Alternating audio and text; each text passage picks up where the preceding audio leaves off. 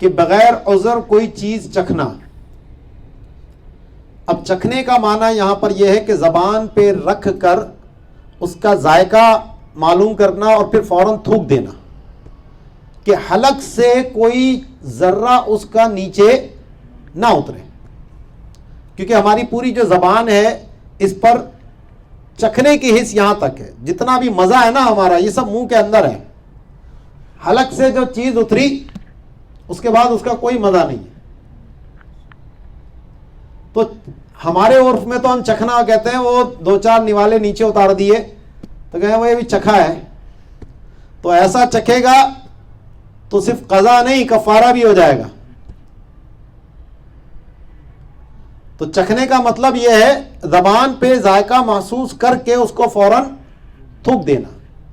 تو اگر بغیر عذر کے یہ کیا تو مکروہ ہے، کیونکہ یہ اپنی عبادت کو باطل ہونے پر پیش کرنا ہے.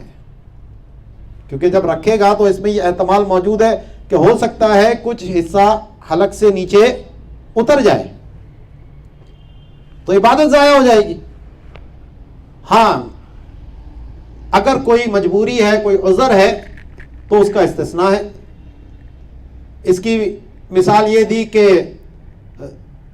عورت کا جو شوہر ہے وہ سخت مزاج ہے کہ کھانے میں اگر نمک مرچ اس کے مزاج کے مطابق نہ ہو تو ناراض ہو جائے گا.